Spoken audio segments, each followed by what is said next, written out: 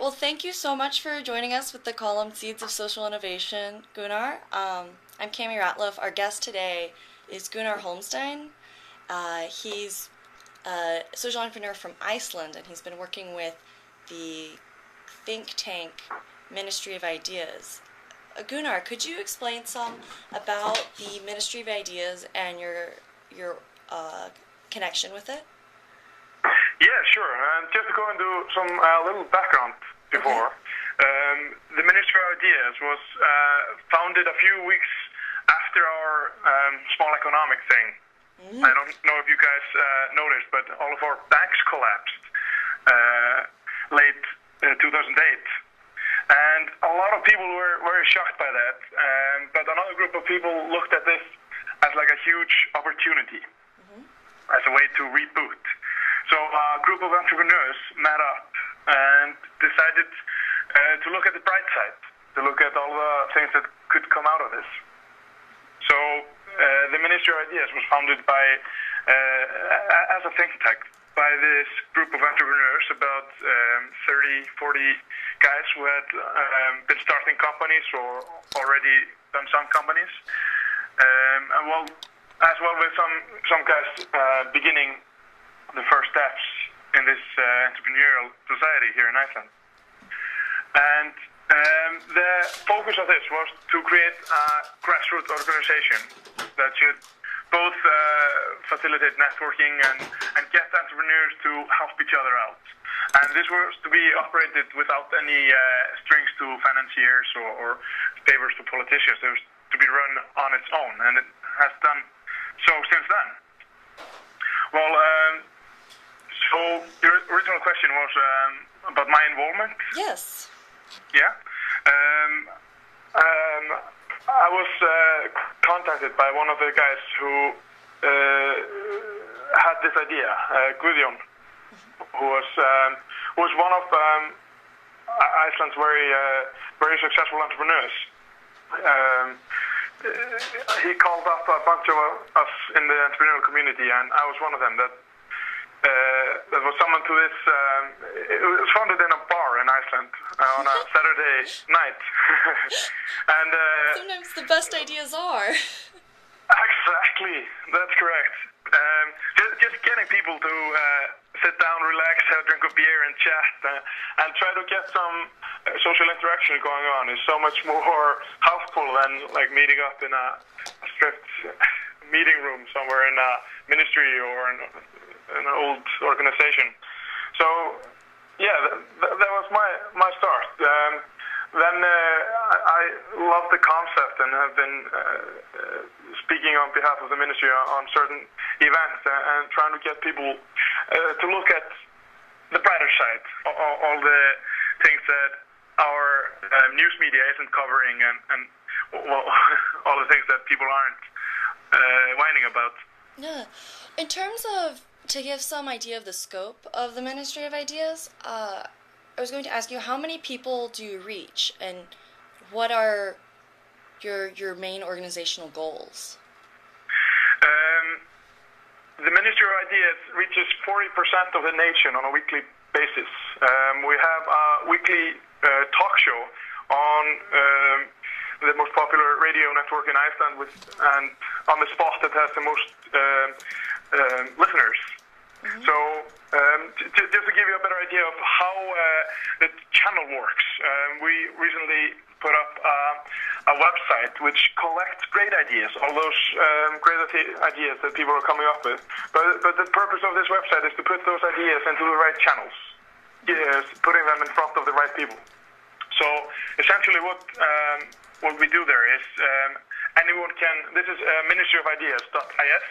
It's currently only in English, but if you look at it, it's just very, very simple. You can post an idea just as simply as posting a status update on Twitter or Facebook.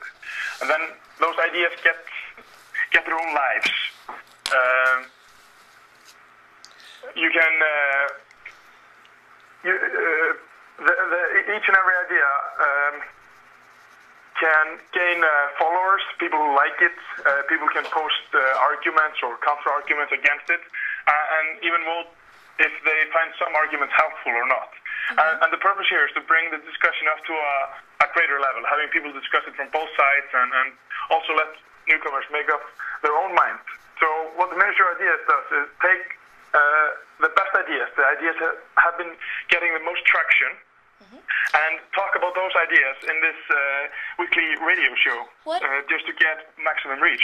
Sorry? Gunnar, what are some examples of ideas that have gotten the most traction lately? One idea that I'm very, very fond of, and I've been trying to follow up, is an idea. Do you know Y Combinator? No, I do not. Could you please explain? Okay. Well, do you guys reckon basic business plan competitions? Okay. Okay. One of the ideas in there is to have a similar concept to this, a business plan competition, but the end result, instead of having it as a business plan, it should be rather a prototype, something that people can test out and try out. So this idea went into the Ministry of Ideas, and just in a couple of days, it became. It's now it's now in motion. A couple of VC firms in Iceland saw it there and voted on it. Like, we love this idea. So it got funding from that. Our Minister of Industry talked about it and saw it. So she's trying to back it up by her means. And also some incubation centers are looking at the execution of this. From this National Assembly, how did you produce results that were condensed enough to be read or understood from 1,500 different voices? That's a very good question. We worked with a startup called CLARA, which is actually my startup. Okay. To follow the disclaimers.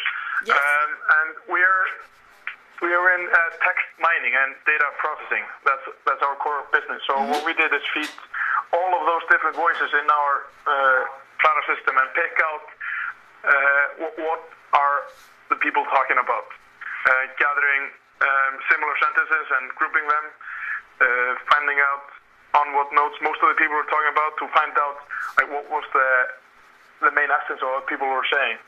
And that was actually a very large task to gather thousands and thousands of different sentences and phrases from people all over, and trying to gather what are the core things, what are the main things. One thing that we did following that was to